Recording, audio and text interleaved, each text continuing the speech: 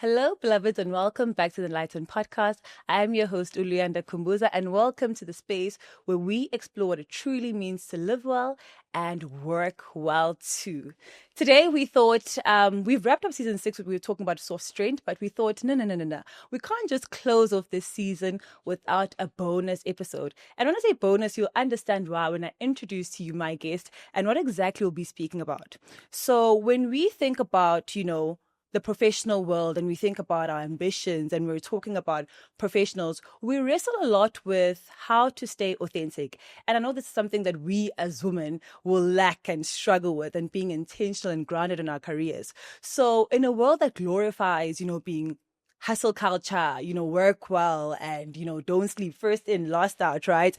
Fast wins. And today's conversation is one that is going to anchor us in so much of power. I want us to deep dive into what it looks like to look at your career from a marathon perspective and not sprint, right? And the key to longevity when it comes to building your career. And that is why we've landed on a point of being authentic, right?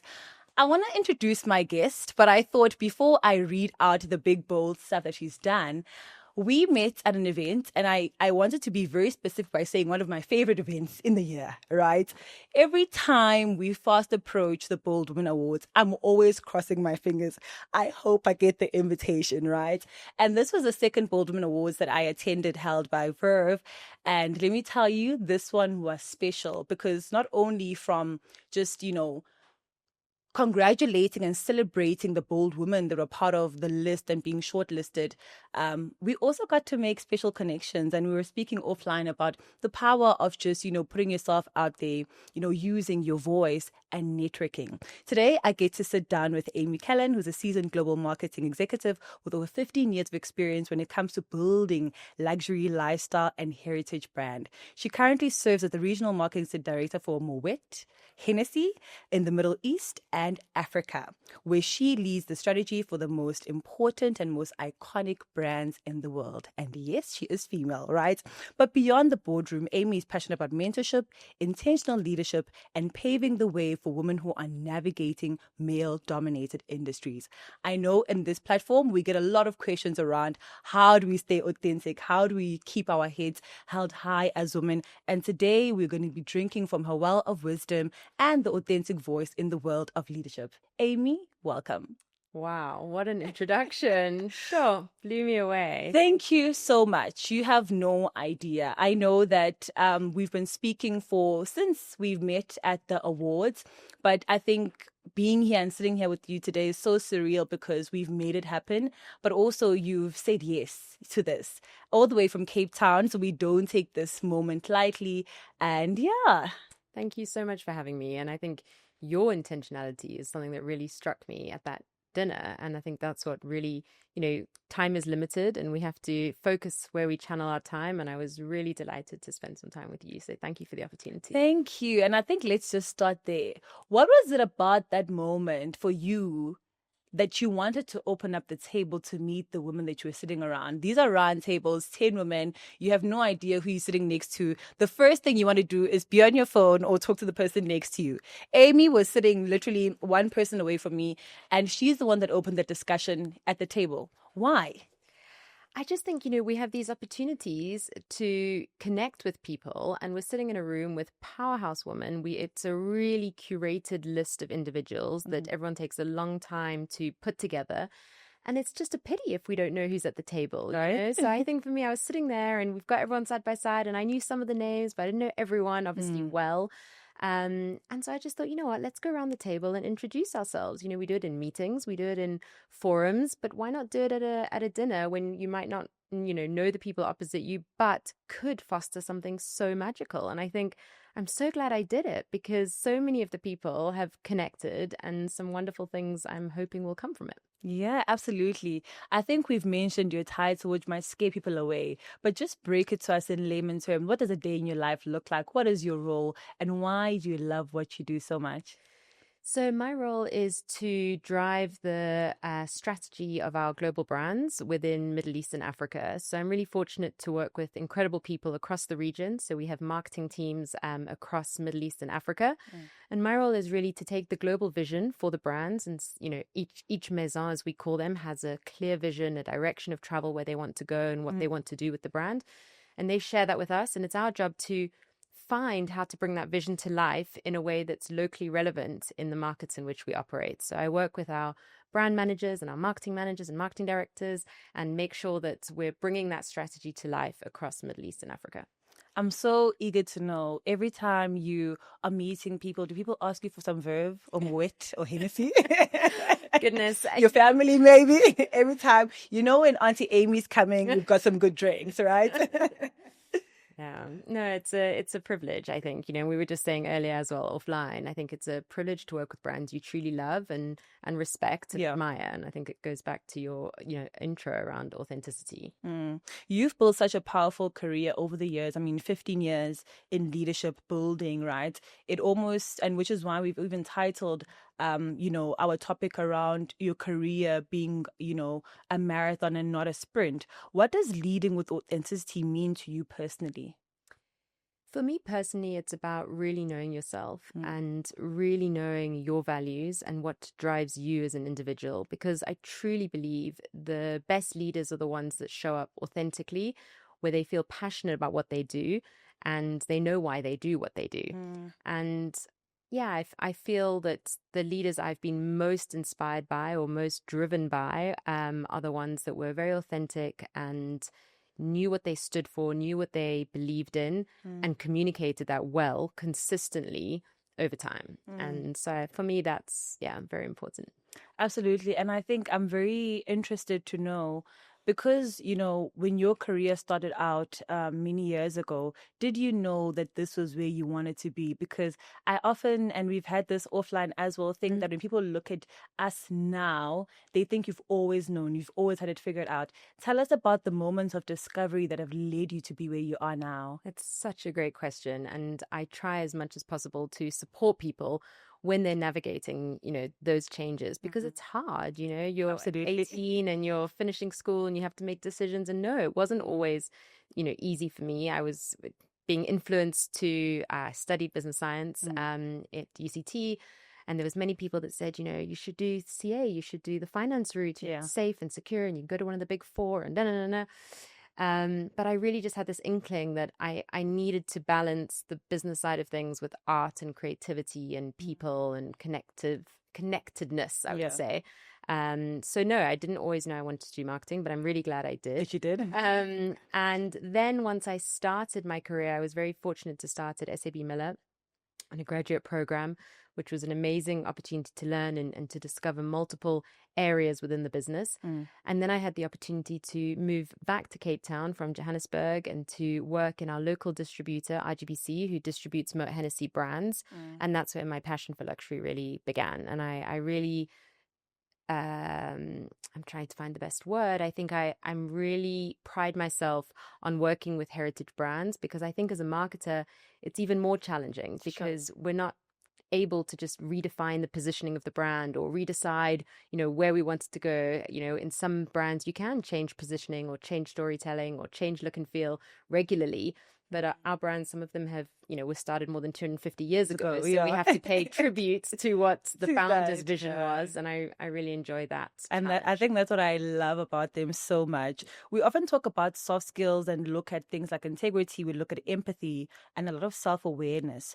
But they actually, I think, one of the core leadership traits that I think, as a leader, you must possess or you want to almost tap into. How have these traits, supported your career?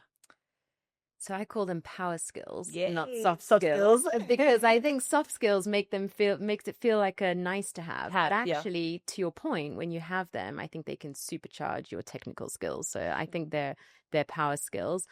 And I completely agree with you. I think they're more and more becoming, critical, working with people, navigating different cultures, working with people from different backgrounds, different aspirations, different styles of working. I work with people in Nigeria and Dubai, and it's totally different cultures. And that's not even that far apart, and Europe. And so I think it's critical to really know how to work with people, and have those soft skills, to listen, to have empathy, to be curious. I think curiosity is also a really, really powerful skill, because when you try and understand what lies behind sometimes what people are saying, and what's driving what they're saying, you can sometimes understand even more what they're trying to achieve, what their challenges, so those for me are not soft skills. They're power skills, and critical when you're leading teams or enabling people to be really successful, and also to follow a vision. Because I think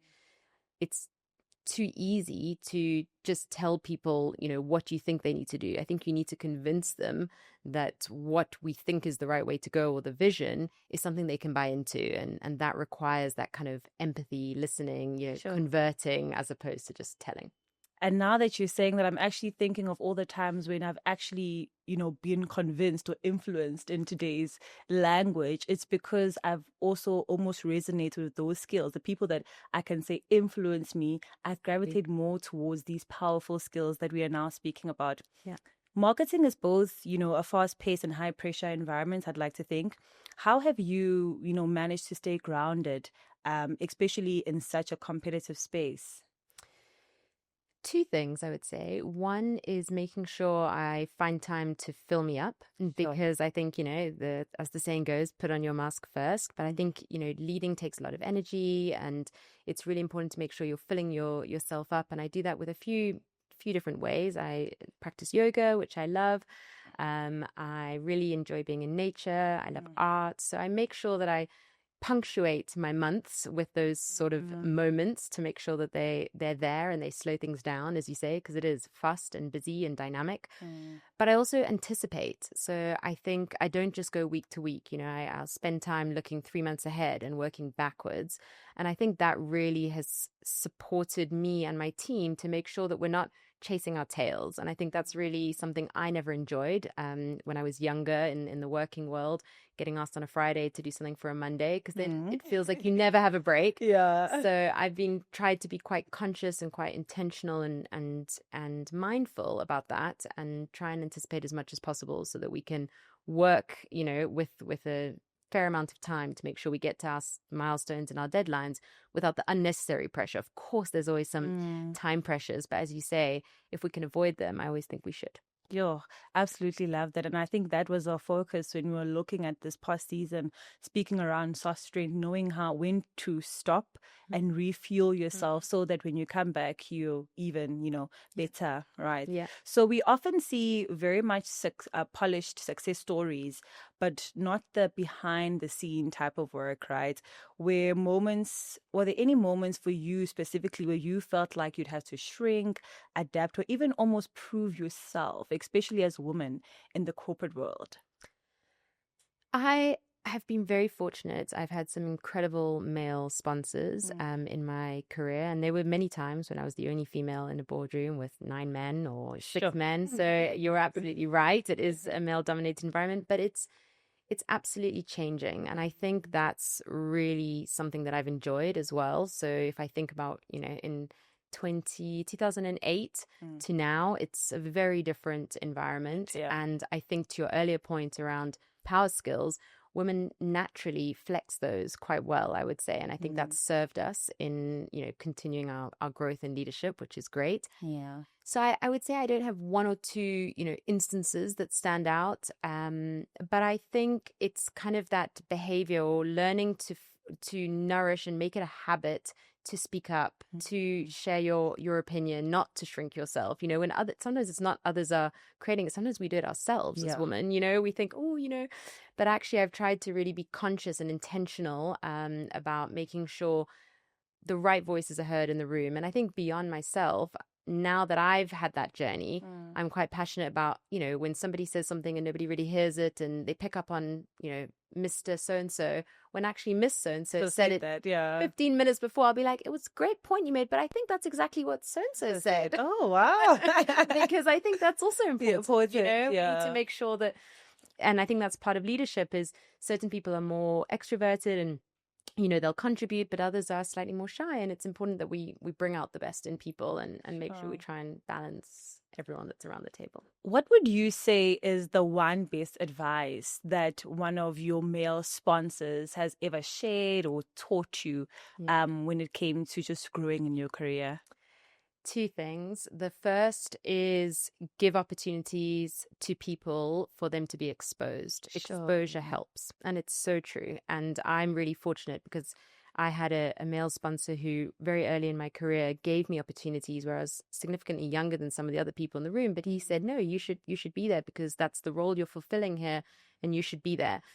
And so that's one, and that's something I try and do and make sure that I can give people access and exposure to different instances, whether it's a meeting or an event or travel or all those things give you exposure to new cultures and new environments, which grows you phenomenally.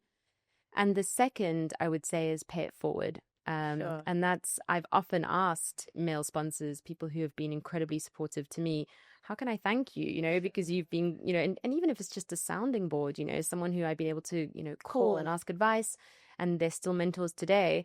And they always just say, just pay it forward. And so I try and do that as well and pay it forward to them. You know, it's been interesting to see how 10 years ago I was asking them for advice, but now some of them will ask me for advice on hires and who they should, you know, choose for different roles, and or just thoughts on people that they're considering. So it's been really interesting to see how sometimes it comes full circle. I think the second one reminds me of a book titled Lift As You Rise by Mr. Bonang Mohali, one of the incredible voices that I also use when it comes to growing my career and just developing my voice. And that's a good one. That's a really good one. I wanted to speak about career pacing for a minute because I think a lot of people are used to chasing titles, chasing promotion, chasing the next big check. How do you stay focused on long-term purpose and not just the short-term wins? I personally think it goes back to your values, you know, and being authentic and making sure that you know where you can show up best. Because, you know, yes, there's a new role and yes, there's a bigger title. And I've actually personally turned down certain opportunities that were bigger, you know, historically, but it didn't feel quite right. I always ask myself, could I stand up in front of the media and in front of someone like you and speak with conviction and with passion that I love what I'm doing in this role? And I think that's a good question to ask yourself, because sometimes people chase titles, but then they don't feel that fire in their belly. And for me, then you sprint, but it could, you know, it could shorten over time. Whereas if you consistently choose things where you feel that passion, I believe, and it's my view, that will take you further, because alignment and values alignment with your role and passion takes you very far, I believe, in terms of fit. And I think as a leader as well, it allows you to show up in many environments and feel good in that space. And to your energy point, it gives you energy then, when you feel less aligned, which we've all had at certain points, you learn that. And then you start to figure out, what are your values? What are the things that make you tick? What do you need in a role? And I think the more you lean into that, sometimes it's very hard to say no to things. And for other reasons, sometimes it's not only, you know, alignment, maybe there's personal circumstances that you need to take into account. So I think, leaning into authentic roles that allow you to flex your strengths, but also your passion. Sure. And I think the one thing that also helps with that long-term purpose is speaking around, you know, the terms of mentorship and sponsorship. What has been your experience on both ends of the table, and why do you think these actually matter in terms of growing your career? So again, two things. The first, I think they are critical because sometimes we have blind spots. So sometimes we don't see potential or areas of improvement in ourselves. And if we don't have someone who can mirror us and who can share that with us and share their experience, we stunt our growth, you know. And I think growth is so critical. It's something I'm also very passionate about, personal development. It's something I invest a lot of time in, because I think, you know, the world's changing so quickly. We have to nourish ourselves and grow. And I think mentorship can help with that. I think also people have done things before us and they've come to those crossroads. So it's really great to learn from their experience. So I think that's the one aspect in terms of why mentorship is so important, to show you what you might not see. And then the second aspect is sometimes you, especially as women, we don't see the potential. So, there's always that saying or that, fact that men will apply for a role when maybe they have 3 or 4 things. I don't know if you've heard that. We will have much more, but still feel like we're not qualified. Exactly. And I think for women, mentorship can be very encouraging in that regard, because people can support you and motivate you. And I've experienced that both ways, being mentored and having a mentee. So I think it's, really important from that perspective as well, to give you that push sometimes where you, I'm really enjoying this, and they need to stop us when time is out, because I could speak to you forever and ever and ever. And I know you need to rest because you've got a lot of work that you need to do. In male-dominated industries like the one that you may find yourself in, sometimes it's very hard to, show up fully or be able to lead. And I think it comes with experience, right? How can other women, build an environment where women can lead as themselves and not be expected to be more male-like? Again, I think more and more women are showing up as they are, and that is energetically more exciting. People are much more inspired by people who are authentic and who are showing up with their own value system, whatever that may be. For me, it's one thing, but for someone else, it's something else. But it's coming across authentically that I think is inspiring. And I think the more women are showing up that way, the more the response is positive and the more it gives others permission to do the same. So I've, been privileged to be exposed to some amazing CMOs in our maisons in Paris who are just dynamite, so there's so many of them that just inspire me, who mentor me, who, give me time to share challenges, and they're showing up boldly. I can assure you of that, coming out at conferences in bold outfits, being disruptive. And I think, that's helping the dynamic change. I often think that one of the challenging thing about being authentic to self is, the ability to put it into practice every single time, right? I think people find it challenging because you have to almost practice it. It's like going to the gym and exercising those muscles every single day. Yeah. And it's not something that you wake up and you're authentic and you master. Sometimes you walk into a room that don't allow you to be authentic, but it's just pushing through that and still remaining authentic that helps you almost exercise that muscle. What are some of the non-negotiables or ritual that you've put into place that help you stay aligned, especially when it comes to delivering on the results that you have to, deliver at work? I think that goes back to the values, and that takes work. I spent, I would say, many a Sunday, maybe 5 or 6 years ago, when I was defining, what type of leader do I want to be? What type of leader do I want to work for? What type of values are important to me? What type of values would I want someone to say I live? And I have a PowerPoint actually, which the mentor gave me, which was her template that she used to define that, to think about her trajectory. So I think it takes work to really be clear on, your brand DNA. We work with brands every day and they each have a DNA, but it's important for you to know your DNA. And when you walk into those rooms that are uncomfortable, you remind yourself of those values and you show up in alignment with that. And I think that helps. So I think it takes work. It definitely takes work. To your point, it's a habit for sure. And sometimes it's hard and sometimes people don't respond well, but each time you learn, and you tweak a little bit and you adjust a little bit. But being, again, consistent for me is important. Consistent, curious, and true to what you believe in. I personally believe in collaboration. It's one of my values. I love collaborating. I love connecting.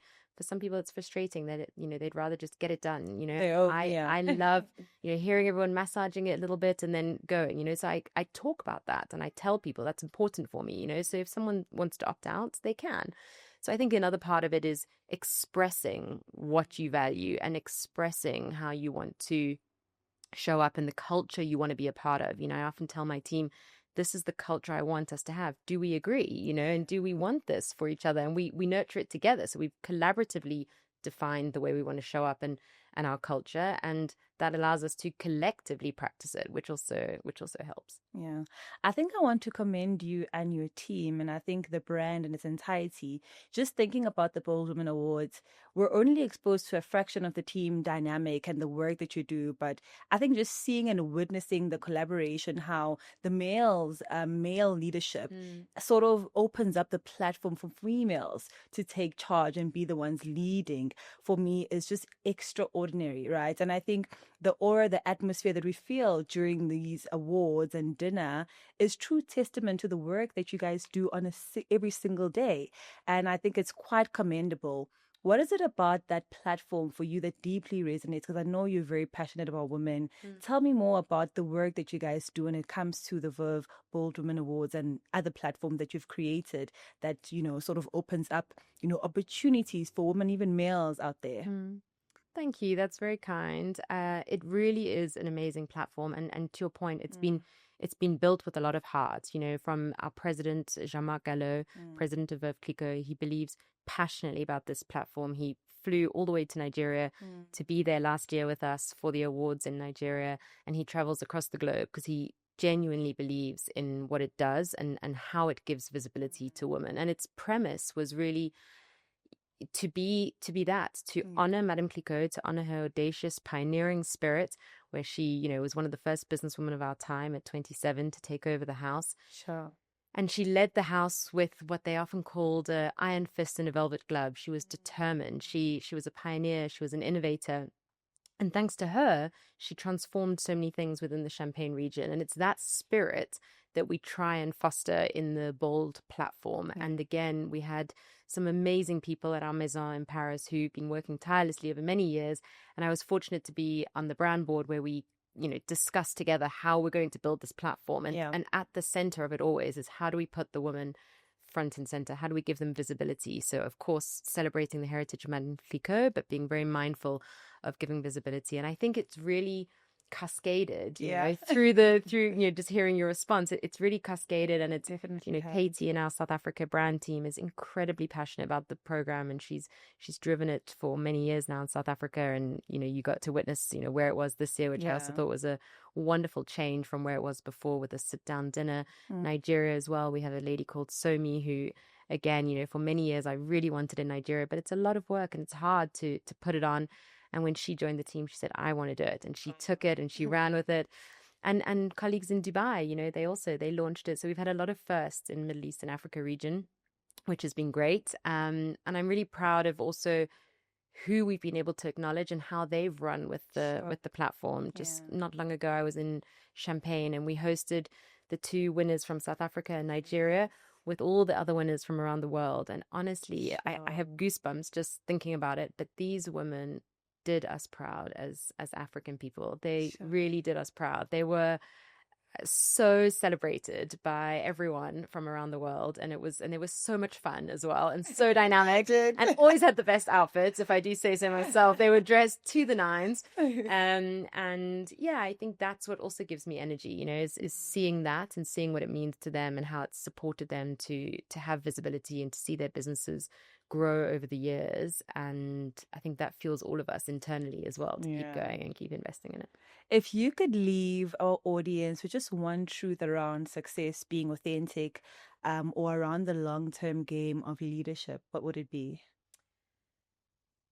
I think for me, it's very particular, probably to the industry that I'm in. But I think in the luxury brands world, it's always important to remember that you're at the service of the brands, and that the brands will always be bigger than you and came before you and will live long after you.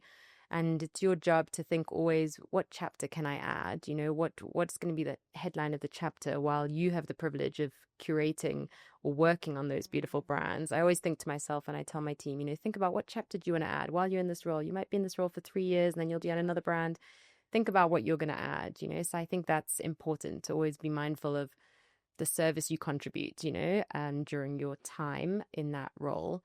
That's something that drives me. I always think, what will be my legacy? What will I leave? And Bold is certainly one of the ones I hope will scale during my tenure. Oh, and definitely it will. Thank you so much for your time. And I think, a big part of this conversation has really just reminded me that leadership is not just about volumes, but more about values. And I think that's the biggest thing that I'm taking from today's episode and conversation. I hope that you have been enlightened. This has been the Enlightened Podcast. I am your host, Ulianda Kumbuza. Until next time, bye.